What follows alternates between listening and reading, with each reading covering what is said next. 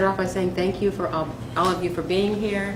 You're all very, very, very busy women, and I really appreciate you taking the time to have this conversation. It's something that's very, very important to me in terms of how we move forward. It's an important part of what we're doing at Ford. And we're launching several new initiatives to try and make sure that we stay in the right space and that we're making a difference. Education, of course, is one of our pillars. It's traditional things like scholarships, but it's also hackathons and new technology and new career paths. Not everyone is destined for a 4-year university. So we are about providing the educational tools regardless of your goal or your dream, because everyone has a different dream.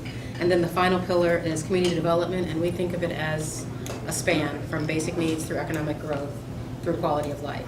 And we look at communities and determine what is needed and what space they're in. We've all done work in the STEM and tech space, and I've heard all of your wonderful stories just through my experience in PR or as a co-founder of Black Female Founders and also a board member of Pekin, which Aerica will talk about later. So I just wanted to bring the 4 of you together to have a great discussion, a very rich discussion with Pamela. I will lead it with some questions, and we're just going to keep this as informal as possible. In terms of actually scaling a business, I think a lot of women enter, especially the tech space, and they go after the venture capital route or they want to raise funds, and there's a certain type of business that does that. Like, you don't do that with like a small, medium business, right? Like, that is a company that you build out, you structure, it's revenue positive, and it has a certain size, versus actually trying to raise venture capital and create a scalable model that is venture backed, right? So you actually need a large market share. And a lot of people don't realize that. So they go out and they pitch venture capitalists and they're like, hey, I want to get this backed. And they're like, well, how big is the market? And how much market share can you garner from that market? And it's not big enough. VCs want to make a 3x, a 4x. In my case, my investor wants like a 10x return, right? And so he's looking at the business model and he's going, okay, how big can this get? And that's where the differentiating factor is. So there's nothing wrong with like having a small, medium business. That's totally, perfectly fine. But that's a business that's not going to be venture backed, right? So you have to be very clear about what your exit strategy is. In some cases, your business might not be ready or poised for IPO. Your business might be the type of business that gets acquired.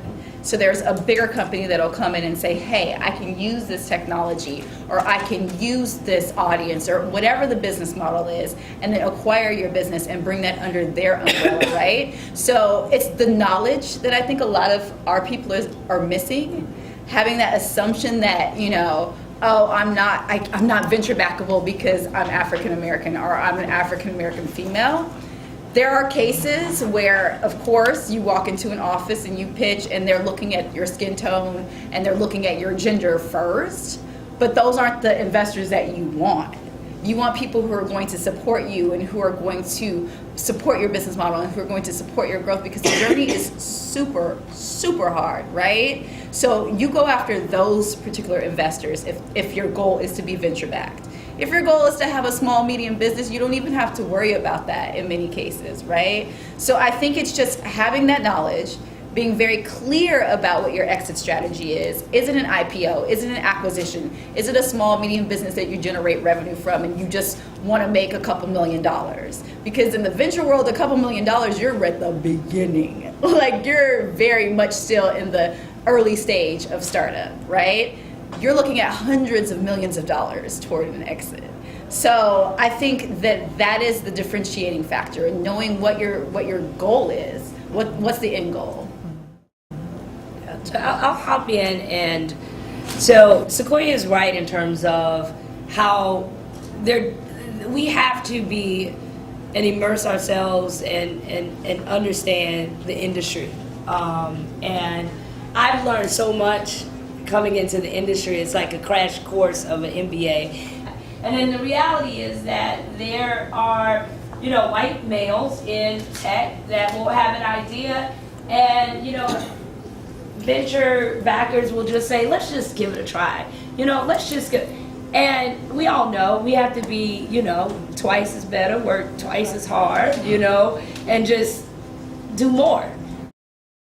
And it's too few of us in the industry. And so we need more. I come from the school of NAACP organizing, so I'm not comfortable being the only. It's like you get in the room and you're the only on the executive management team. No, this isn't comfortable. We need more. It's like, I view my role as, once you get in the door, like you figure out how to, folks say, you hold it open for others. No, let's take the hinges off so that everybody can just come on in. No, let me take the hinges off the door. But also I want to share that what I've learned, and I've often talked about this, is when I was recruited into tech, at the time, I had lobbied the UN. I had won a Supreme Court case, working on the advocacy side of the Supreme Court case, traveled the world, been at the NAACP, but I did not think that I was good enough to go into the industry because I didn't see myself. And I said, no, that's not really for me. That's not really my world. I don't know how to code. That's not for me. And I suffered from the imposter syndrome. That's what it's called, when you don't think that you're good enough, when actually, yes, I'm not just good enough, I'm better. And yes, there is a place for me. There is an actual valued place for someone like me, like all of us. And I think there's this misconception when you think about Silicon Valley, and I think it's so great to see so many of you that are in media, because I never saw the Macy, well, I did see the Macy Petersons, that's untrue, so I don't want to say anything that's not true, because she's a dear friend, but we don't see enough of the Macy Petersons. We don't see enough of Mary Shapiro. We don't see enough of just, the Angela Jeffers, the Crystal Shields, all of these amazing black women, Nikki Lassie. I mean, I could go Kimberly Marshall, who was one of the first 100 employees at Uber, a black woman now doing impact investing at Gates. I didn't see a lot of that. And so I just assumed that this was a very white male dominated culture and world, and it wasn't a place for me. And I would say that there's a few things. One, when I started a company, I asked for $200 and they say, can I get it back on Friday? It was Wednesday. And I said, that's not how it works. That's not what friends and family do. And so one, I think we have to recognize that while we have great social capital, we don't have a lot of financial capital. And, I think that Sequoia is right, getting the venture capital, if you don't need it, don't take it. But I do find that because we lack, we sometimes find ourselves in places where we don't get good deals, and we are upside down on the cap table, or we are nowhere to be seen. And so, and I am biased because I'm a finance major, but I do think that we have got to do a better job of finding support systems for African American women pre-venture, so that they actually still own the company when they get that far, because they can get that far. I think that while, tech is relatively cheap, the surrounding costs of lawyers and accountants and tax folks are extremely important. And I will say that that's one of the reasons why we have seen increased profitability in Project 500, because we subsidize all of that for them and find the right people, because we are finding them gone to 3-4 accounting firms and they still have no objective statements, right? They're not correct or audits. So I think one, of helping people understand the real cost and the opportunity cost if you don't take time to do it well. And if we look at the stats specifically within the Black community, over 80% of Black-owned businesses cannot afford to hire staff, and that is compounded when you're a woman. And so when we think about scale and growth, we're dealing with serious capital issues here and serious structural issues in terms of just physically not being able to scale through human power, and then on the resource end. So it was really important for me, even before I knew about these issues in depth, to make sure that Beacon was resource-based. And so our first two pillars are around access to capital and resources and networking. And why networking is important is, I think, outside of spaces like this, I think it's hard to see networking as anything more than schmoozing. But what we've heard from our business owners is that even when they were given funding, even when they were taking classes and learning skills, they didn't know what to do with that because they didn't have examples like Jotaka was talking about. They didn't have mentorship.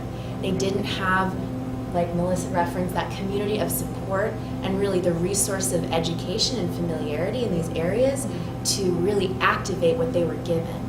And so at Beacon, we try to merge those two together and make sure that our women entrepreneurs are able to really do what they want with what they're given, and do the most with what they're given. If you look in the tech field, I think too, going back to the idea about tech-enabled and what that should mean, it's really a matter of perspective. And I think that is also something that disproportionately affects the Black community and the community of Black women, is that we are facing the negative perspective placed on us and the perception of funders, et cetera, and maybe not necessarily in like aggressively negative discrimination, but more that, oh, instead of giving you money, I'm going to name you a fellow, or instead of giving you, instead of backing you, I'm going to put you in a class. And I think what I think we need to do from our own end is shift that perspective from ourselves and say, what do I really need out of this, and how do I get there? On the other side of perspectives, I think too, we have to see ourselves as eligible and beyond eligible, but capable and worthy of being in any sector and any space.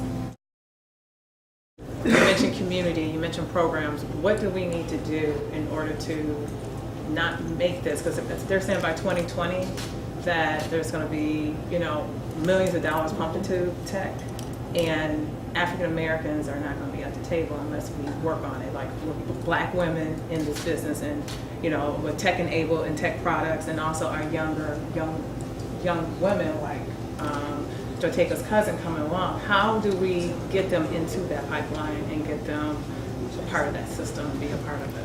I think piggybacking on what you just said, that hands-on approach is so important, because I feel like you can have all the access, all the resources, all the capital. If you don't know what you're doing, none of it matters, because you're just gonna burn through capital. You have a certain runway. All of a sudden, whatever you had does not exist anymore, because you're doing trial and error, right? Versus having a very solid example of this is what you need to do, period. Because nobody at this table is doing anything that's unique or new, or we're all doing something that's been done before. So those examples are there. So it's finding that person who's done it. Like, I went to Black Enterprise with the humblest, like, show me how to do this. Like, how do I actually move this business forward? And they were like, let's go. Like, we're not gonna stop you from growing. Like, that's not why we're here. So my thing is having that very specific, like, if you gotta grab Jotaka's cousin and be like, listen, this is what you need to do. These are your steps, period. Because the trial and error thing just does not work for us. Like, it just widens that gap. And we're out there just reaching and no one's grabbing anything, right? So I think us being very open, I mean, even if we have, like, my schedule's crazy, but taking that hour, that 2 hours out of your week, even your month, whatever, and mentoring somebody and helping them understand, like, this is the structure. Like, check in with me and let me know that you've been doing that, and like, let's have that dialogue, because it's not new. So I think it's that hands-on approach is what we need. I think a troubling trend that I've been seeing just with the resumes I receive from young people in the Black community, well, one, to your earlier question, I think unfortunately we just have to give a lot of ourselves to do that. And so for me, that means regardless, here's my business card, my email address is really easy. Go ahead, give me an email. No matter what, email me. I'll get back to you. It might take a little while, but I will get back to you. And I get a lot of resumes. So with the media in the room, I would say I challenge you all to find people, because it is extremely frustrating to, and I'm clear we all sit in a position of privilege because we're even here, but it's extremely challenging to know that we made it, but because of a very different set of circumstances and our parents telling us stories, and not necessarily celebrity stories, that we don't have that. That I can walk down an aisle and there are no Black girls. Mae Jameson does not have a doll. that Madam C.J. Walker finally got a stamp. We may or may not get a black person on the money. And so I think that's a challenge, that we don't have people who can dispel the myth that it is possible. And that doesn't have to be Oprah. It could be anyone who got venture backed or exited a company or done something. But But I think that's important, right? Particularly raising two black girls, that it is hard. Because they hear us tell it, but we all know in this world of content, you got to see it to believe it. But I think equally as important is the non-technical jobs. There are so many non-technical jobs in all of these companies. Because my misconception, and I thought I was pretty knowledgeable. I thought of Silicon Valley as that way. I don't know how to code, therefore there's not a place for me. But when you think about all of these companies and just the function of a company, yes, you need a COO. That's a business school. How many how many African Americans and black women are graduating with MBAs? Lots and lots. It's interesting. As we look, we always hear STEM, and that's very, very important. And lately, also, equally important is coding. But I think a lot of kids are growing up thinking, if I don't know how to code, I can't be successful in tech. Coding is great. Don't get me wrong, it presents any number of opportunities. But I think that's kind of the buzzword right now, that a lot of kids here. I have a 14-year-old son. Yeah. And if you can't code, that's where the future is. You need to be there. The conversation I'm hearing tonight is also as important as investment is the mentoring and the support around it. Is as important in terms of the success of women in tech. So I just want to say, first of all, thank you, because that's very informative.